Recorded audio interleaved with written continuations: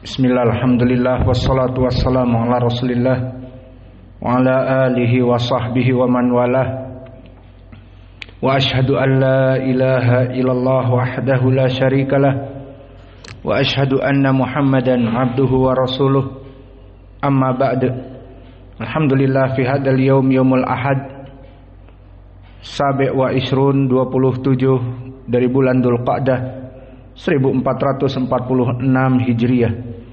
Maka sekitar 3 hari lagi kita akan kedatangan tamu yang agung, yaitu 10 awal bulan Dzulhijjah. Dan tamu yang agung ini hanya bertahan 10 hari bersama kita, namun faidahnya sangat besar bagi mereka orang-orang yang menghidupkan amal-amal soleh pada waktu-waktu siangnya terutama. Maka sesuai hadis yang diriwayatkan oleh Ibnu Abbas, disahihkan oleh Al-Bukhari di dalam kitabnya, berkata Rasulullah sallallahu alaihi wa ala alihi wasallam, "Ma min ayyamin al-a'malu shalihat ahabbu ilallah illa fi hadhil ayyam al-ashr. Hatta walau jihad fisabilillah ya Rasulullah, hatta walau jihad fisabilillah, ila rajulun kana yakhruju bi amwalihi walam yarja." Maka tamu kita yang akan datang adalah bulan Dzulhijjah.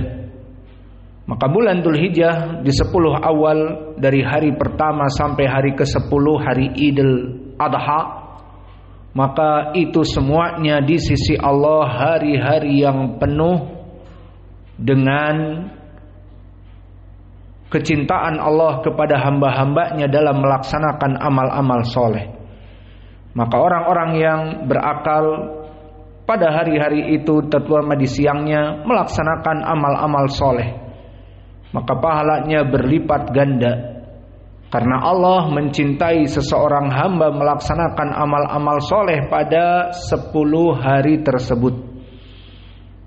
Maka bandingannya di sini dikatakan oleh Nabi, bagaimana seseorang yang keluar berjihad, kata Nabi, tidak sepadan kecuali orang yang memang berjihad melawan orang-orang kafir dengan senjatanya dan dengan harta-hartanya, kemudian terbunuh dan tidak pulang, mati syahid, barulah sama dari amalan 10 di awal Dzulhijjah dengan orang yang mati syahid. Menunjukkan amalan pada siang itu sangatlah baik. Dan dari keutamaan pada 10 hari tersebut, di antaranya kita berpuasa di tanggal 9, dinamakan puasa Arafah. Maka puasa Arafah ini pahalanya sangat besar. Seperti hadis yang diriwayatkan oleh Imam Muslim dari Abi Qatadah, ditanya Rasulullah, "Fa kaifa bisiyami Arafah?" Qala ahtasibuhu 'ala Allah, aku menghitungnya dan menganggapnya bahwa yukaffiru as-sanah al-madiyah wal mustaqbalah, dia itu mengampuni dosa yang telah lampau dan yang akan datang. Maka keutamaan dari puasa 9 Dzulhijjah, diampuni dosanya 2 tahun. Tahun yang telah lampau dari 2024 misalnya, dan tahun 2026. Maka ini keutamaan yang sangat besar. Mau diampuni dosa-dosanya yang lampau dan yang akan datang, mau apa tidak? Maka puasa tanggal 9. Dan begitupun dari keutamaannya pada hari Id, yakni tanggal 10, maka kita melaksanakan hari Id dengan memulai melaksanakan sholat fajr, kemudian melaksanakan hari Id di musholla kita, kemudian menyembelih dari binatang ternak yang kita niatkan untuk disembelih.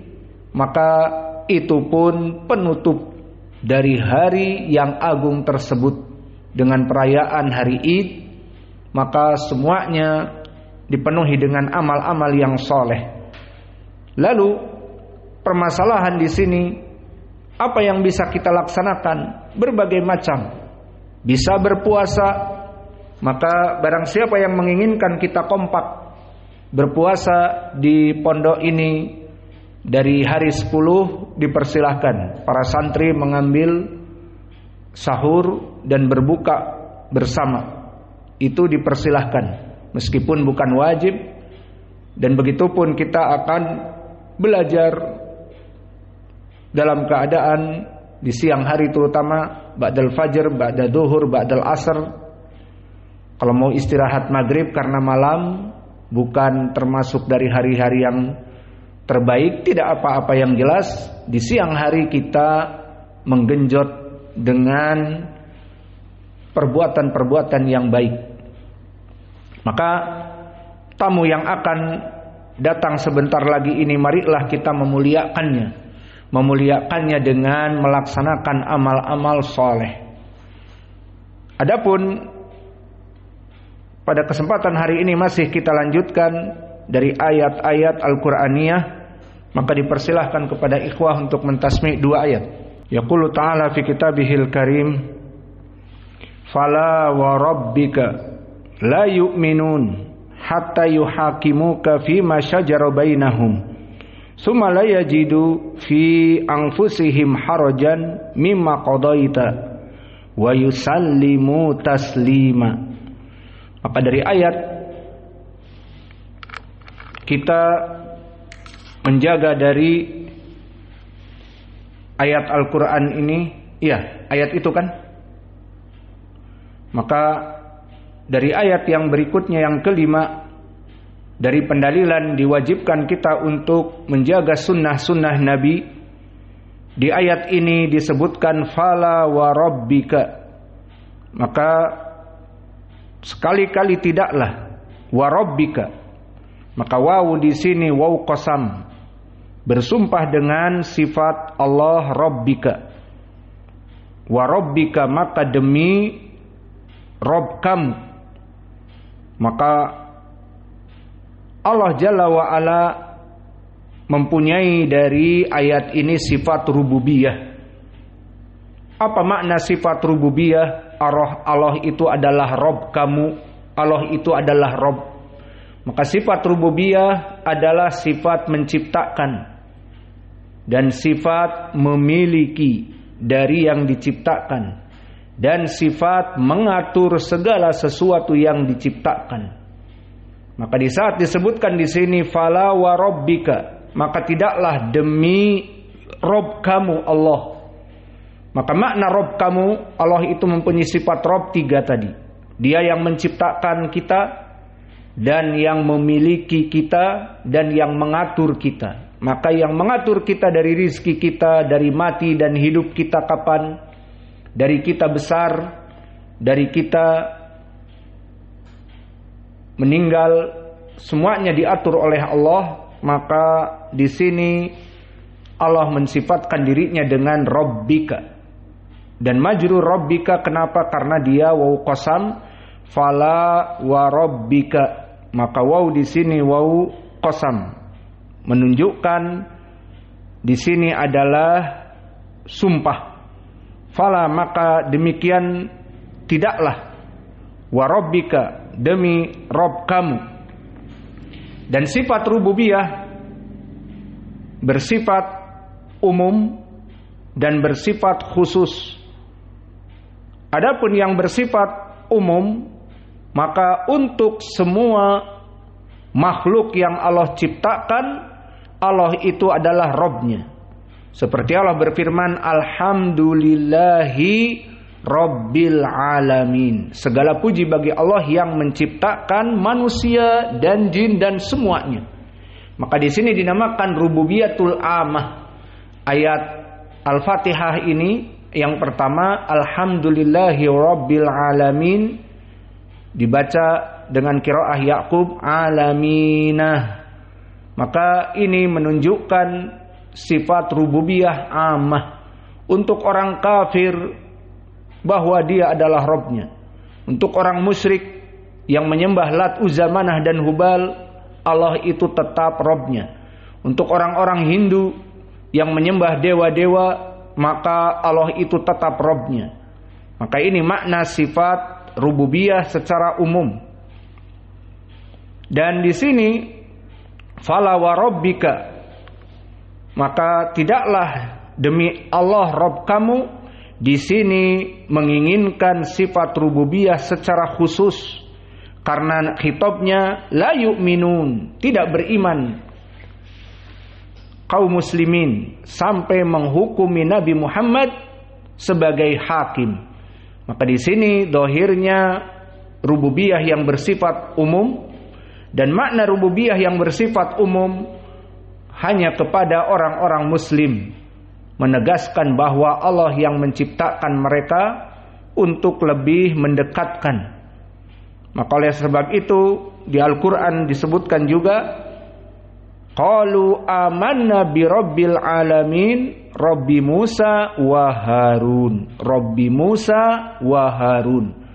Maka kami beriman kepada Rabb, Maha pencipta segala yang diciptakan, yakni Rabb-nya Musa dan Rabb-nya Harun. Maka di sini dikhususkan. Dan begitupun fala wa rabbika, maka tidaklah demi Rabb yang menciptakan kamu wahai Muhammad. Maka di sini juga rububiyah yang khusus. Maka rububiyah yang khusus memberikan inayah yang khusus hanya untuk Allah Jalla wa Ala kepada kaum muslimin.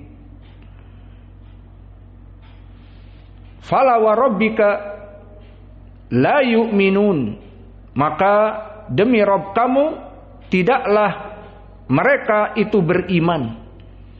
Maka penafian iman di sini maknanya bukan beriman penafian secara keseluruhan, maknanya mereka kafir, tidak. Tetapi tidaklah mereka beriman kepada Allah secara penuh keimanan sampai yuhaqqimuka fima syajara bainahum, sampai di saat kalian terjadi ikhtilaf sesama kaum muslimin, maka hukum ikhtilaf itu antara perkara yang halal dengan perkara yang haram, antara perkara yang sunnah dengan perkara yang bid'ah, maka semuanya dikembalikan kepada Nabi Muhammad. La yu'minun, tidak sempurna keimanan seseorang sampai di antara kalian itu jika berseteru dari hukum masalah Islam dijadikan Nabi Muhammad sebagai hakimnya. Fi masyajara bainahum, di saat kalian dalam keadaan ikhtilaf. Maka di sini poin pendalilan bahwa Nabi Muhammad dijadikan sebagai sumber hukum di saat terjadi khilaf di kalangan kaum muslimin. Summa, kemudian la yajidu fi anfusihim harajan mimma qadaita wa yusallimu tasliman.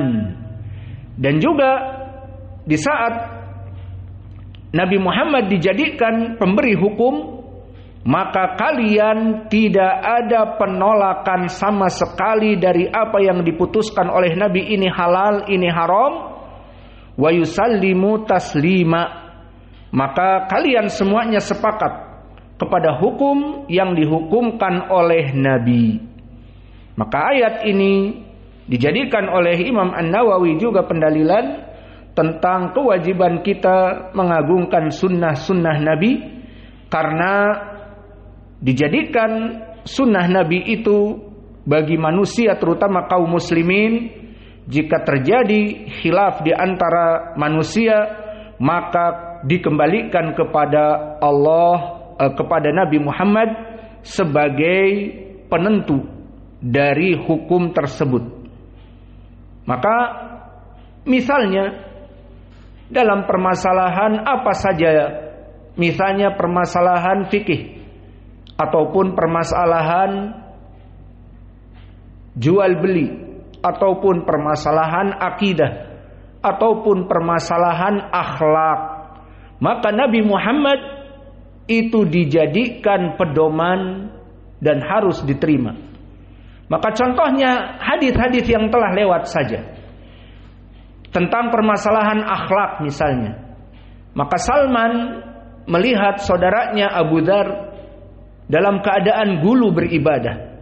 Di siangnya puasa terus menerus seperti Ramadan, puasa setiap hari. Dan di malamnya sholat terus. Bagus sholat malam, namun sholatnya mulai dari awal malam, mulai dari jam 9 dia sudah sholat. Lalu istrinya dikemanakan? Tidak tidur dengan istrinya sampai full night, sampai fajar. Maka di sini Salman datang untuk menasehati. Dan dinasehati oleh Salman bahwa apa yang kamu lakukan tidak benar. Disebutkan likulli jismika hakun, walikulli ahlika hakun, walirabbika hakun, falyati likulli haqqin haqqaha. Untuk badan kamu wahai Abi Dzar punya hak untuk beristirahat, tidur dan tidak berpuasa, terus berpuasa di siang hari. Setiap harinya berpuasa, itu maknanya. Maka bagi dirimu ada hak. Dan istrimu setiap hari berpuasa, dia ingin bercumbu denganmu di siang hari. Dan di malam hari ditinggalkan sholat malam mulai dari jam 9 setelah isya misalnya, meninggalkan istrinya setiap malam seperti itu. Maka di siang hari puasa, di malam hari istrinya pun ditinggal untuk sholat malam. Lalu apa fungsi seorang istri? Hanya jadi tukang masak, tukang cuci pakaian. Iya, dicucikan pakaiannya, dimasakkan. Nih bos masak, sudah jadi, makan terus ditinggal. Maka tidak seperti itu. Maka di saat terjadilah khilaf antara Abi Dzar yang berpandangan seperti itu dan Salman yang berpandangan itu tidak benar, diadukan kepada Nabi. Apa jawab Nabi? Membenarkan Salman. Shadaqa Salman, Salman telah benar. Maka ucapan Salman, likulli haqqin haqqahu, falyati likulli haqqin haqqahu, agar kaum muslimin itu memberikan hak ibadah kepada Allah ada waktunya. Untuk kepada badannya ada haknya, untuk tidur istirahat. Dan untuk istri dan anak-anaknya ada haknya. Tidak semuanya untuk Allah. Maka yang benar di dalam Islam, semua ada haknya. Apa kata Nabi? Benar ucapan Salman. Poinnya di sini, Abu Dzar wa yusallimu taslima. Abu Dzar harus membenarkan ucapan saudaranya dan meninggalkan kebiasaan yang dianggap salah tadi, karena Nabi telah menghukumi benar apa yang terjadi pada Salman. Maka tidak boleh bagi Abu Dzar untuk tetap ada pada pendiriannya. Maka ini contoh bagaimana di dalam permasalahan yang telah kita lewati dari hadis-hadis, dari tatbik permasalahan la yu'minun hatta yuhakimuka fima syajara bainahum summa la yajidu fi anfusihim harajan mimma qadaita wa yusallimu taslima. Dan begitu pun banyak orang-orang awam, misalnya yang tidak memahami tentang permasalahan-permasalahan agama. Contohnya seseorang, misalnya perempuan, yang mana bertahun-tahun dia belajar. Kemudian setelah itu dari hasil belajarnya dan mendapatkan sertifikat ataupun ijazah dari university, kemudian dia mendaftarkan pekerjaan. Dan kebetulan pekerjaannya yang mana mudah dan mendapatkan uang yang banyak, dia menjadi bankir, menjadi petugas bank, yang pada prakteknya bank-bank semuanya di zaman now adalah menerima permasalahan riba. Para nasabah jika ingin melaksanakan riba diterima. Dan kemudian para nasabah jika ingin menyimpan uang untuk mendapatkan bunga diterima. Itu inti dari permasalahan diadakannya bank konvensional. Maka perempuan ini parasnya juga cantik, dijadikan dia teller yang mengurusi bagian administrasi. Ada bapak, ada orang mau mendaftarkan, maka datang ke dia. Ada orang mau memperpanjang kartu, datang kepada dia.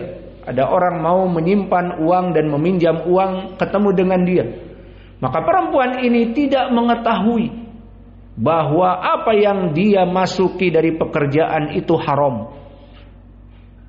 Karena Allah berfirman, ahalallahul bai'a wa harrama riba. Allah menghalalkan jual beli dan mengharamkan riba. Dan di hadis yang sering kita ulang diriwayatkan oleh Imam Muslim dari Ibnu Abbas, la'ana Rasulullah sallallahu alaihi wasallam akilu riba wa maukilah wal katibain wa syahidain.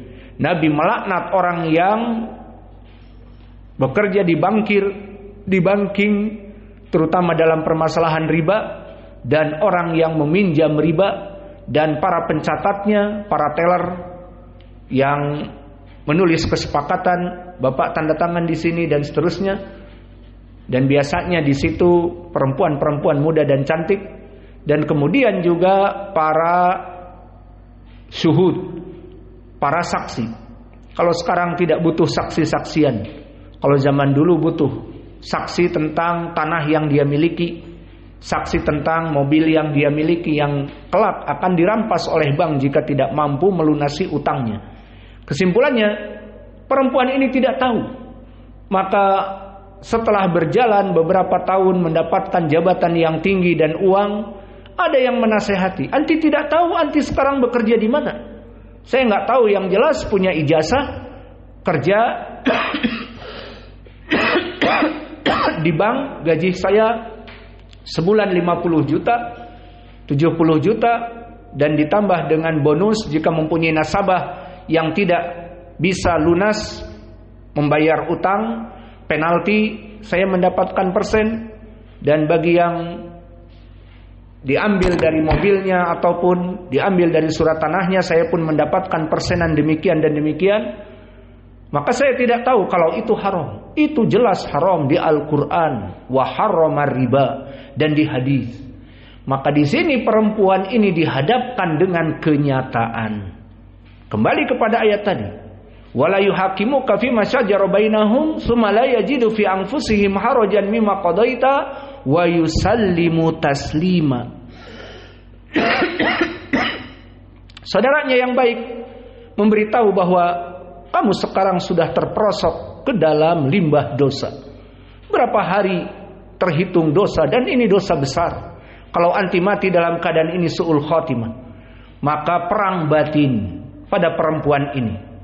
Maka di sini ada yang menasehati bahwa kerja di bank haram, dan dia menganggap itu perkara yang halal karena melampiaskan dari hasil studinya dia, dari hasil ijazahnya dia bekerja, maka bekerja di mana bebas. Maka akhirnya tidak ada kecuali la yu'minun. Dia itu tidak beriman sepenuhnya sampai dia menghukumi dari apa yang dihukumi oleh Nabi. Apa yang dihukumi oleh Nabi? La'ana Rasulullah. Nabi melaknat orang-orang yang bekerja di bank. Dan Allah bahkan mengatakan riba itu haram. Ya sudah. Wa yusallimu taslima. Maka tidaklah dia beriman kecuali dia lebih mendahulukan ucapan Nabi yang mengatakan bahwa riba itu haram, dan ucapan Allah, dan berhukum kepada ucapan Nabi, dan dia yusallimu tasliman, menerima apa yang ada. Lalu bagaimana dengan pekerjaannya? Ya sudahlah, keluar. Gaji anti yang 50 juta, ya sudah. Yang dulu-dulu sudah habis juga, dan yang sekarang saya mau meninggalkannya. Lalu mau kerja apa? Alhamdulillah pekerjaan banyak. Apalagi sekarang bisa jualan online, dan seterusnya, maka alhamdulillah akhirnya dia meninggalkan perkara itu untuk Allah dan Rasulnya. Ini contoh dari ayat. Maka kami contohkan tadi 2 dari kasus bagaimana tentang permasalahan menghukumi perkara sesuai dengan ucapan Allah dan Rasulnya.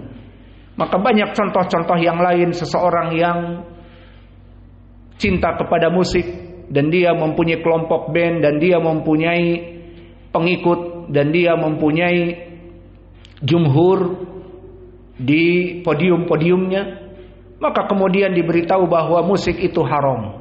Kaget. Kita dulu juga pernah kaget, kayak musik haram.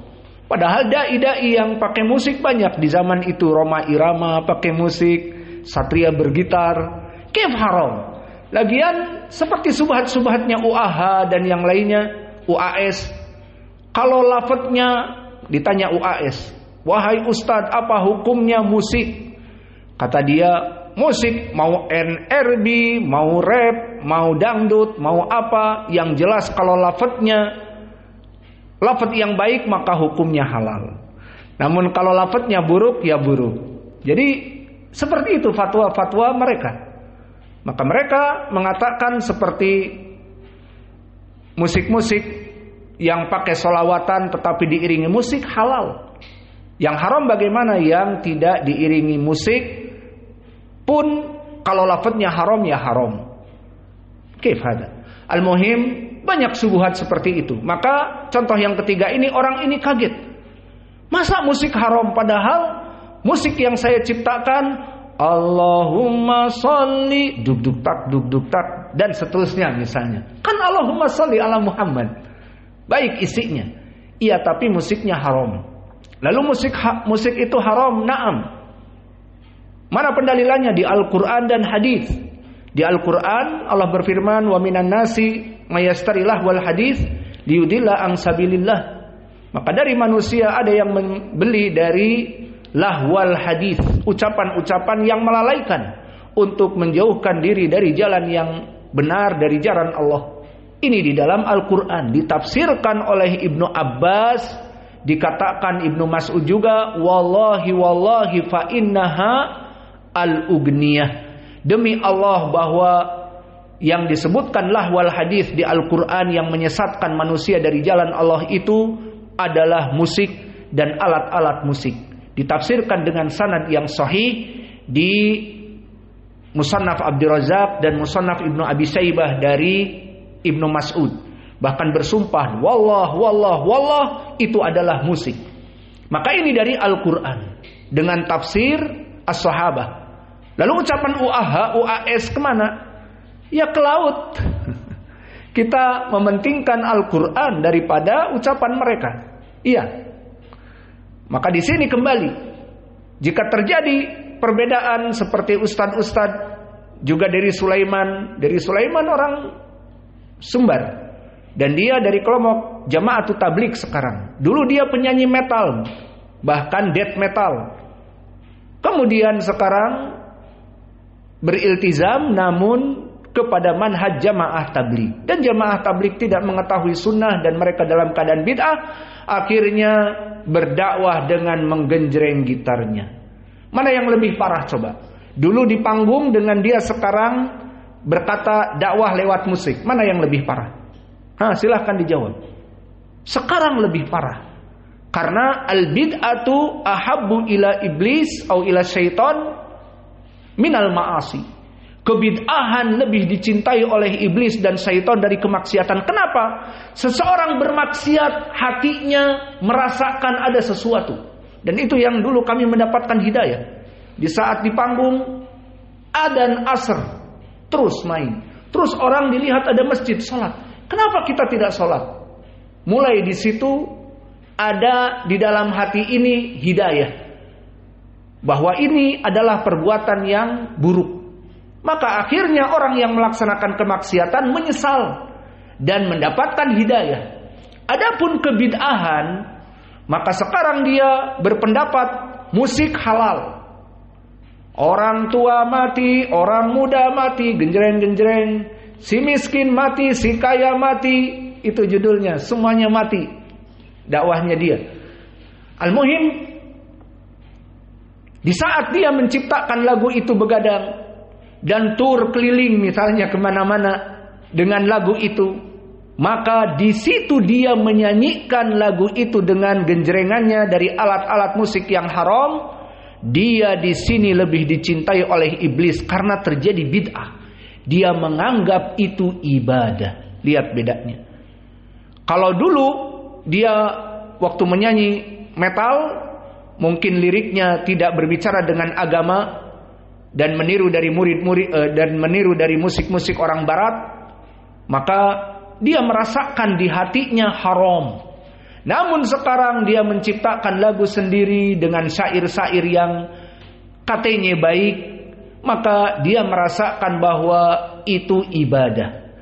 Di sini lebih bahaya karena dia menganggap waktu-waktunya, dakwah-dakwahnya dia itu ibadah, padahal dalam keadaan haram. Fahimtum? Maka ini lebih berbahaya bagi dirinya daripada zaman now. Kesimpulannya, Allah telah mengharamkan di surat Luqman, dinamakan lahwal hadis. Maka kita nasihati bagi yang mendengar di sini dari UAS, UAH ataupun dari Sulaiman, diharamkan musik, tidak boleh berdakwah dengan permasalahan yang haram di surat Luqman. Wa minan nasi man yashtari lahwal hadis liyudilla an sabilillah. Maka lahwal hadis maknanya musik. Dengan sanad yang sahih dari Ibnu Mas'ud, dia bersumpah wallah itu adalah musik. Maka haram dari segi Al-Quran. Lalu dari segi sunnah diriwayatkan oleh Imam Abi Daud dari Abdullah bin Amr bin Al-As, yang mana hadis ini diriwayatkan oleh Imam Al-Bukhari juga di sahihnya dalam keadaan mu'allaq. Namun disambung oleh Abu Daud dengan sanad yang sahih, yang mana lafadznya la yastahilanna ummati anil hir wal harir wal khamr wal ma'azif. 4 perkara yang akan dihalalkan dan dia haram oleh umatku. Apa itu? Pertama, al-hir wal harir, pezinaan. Maka perzinaan itu ma'ruf haram. Namun di akhir zaman akan dihalalkan dengan tempat-tempat prostitusi yang tertentu, pelokalisasian tempat-tempat pelacuran dan seterusnya. Dan yang kedua, al-harir. Maka al-harir, sutra itu akan dipakai oleh laki-laki, dan di zaman now banyak sutra-sutra dipakai oleh laki-laki sebagai pakaian kebanggaan yang mahal.